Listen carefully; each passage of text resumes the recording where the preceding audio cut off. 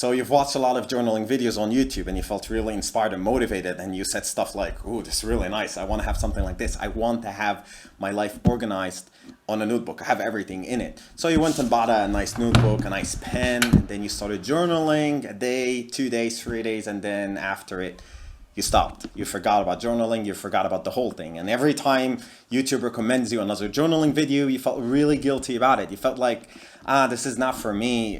I don't know how to do it.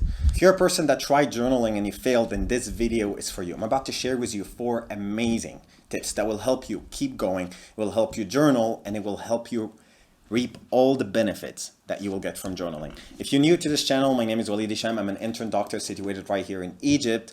Welcome to my channel, and I hope you like this video. Tip number 1 is to keep it private. Many of us can't journal, or when we do, it's really scary. We can't really open up. We can't really write down everything that we're really thinking, things that nobody knows about. It's really scary to write all these things down on a piece of paper that can be found later. It's like doing a crime and leaving the evidence all over the place to be found.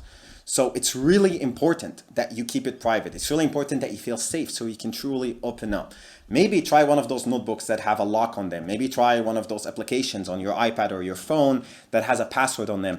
Or have a conversation with the people in your house or people that would have access to your stuff about how private this is, how important it is to you that they never open it or come near it. Maybe that will even tempt them more to take a peek inside.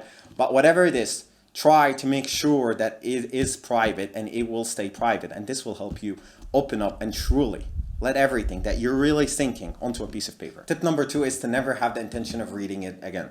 When you journal, I just want you to get things off your mind. Don't worry about making it pretty or organized as if you're gonna show it to somebody or make a YouTube video about it and then say, "Hey everybody, look how neat and organized I am." No, forget about that. It takes too much time and it adds friction to the process.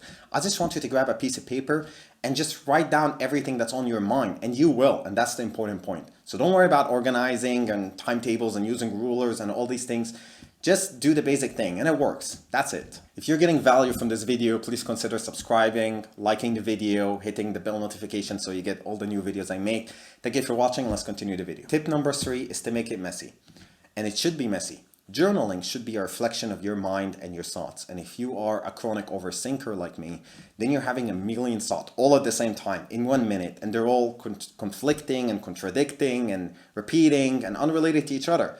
This is exactly how your journal should be like. You should write everything you're thinking of. Don't worry about it being in order or it being organized. It should be realistic. It should be a spoken or a written version of exactly your mind and exactly your thoughts that you have. Tip number 4 is to not make it feel like a chore. Daily journaling, if I was disorganized and had a stable daily routine, I wouldn't need journaling to begin with. Journaling is supposed to help me get a stable, organized life. Not the other way around. Don't feel that you're forced to go journal. Just admit it. Some days are going to be really messy and you're not going to do it. It's okay to miss it for 3-4 days and do it on the 5th day.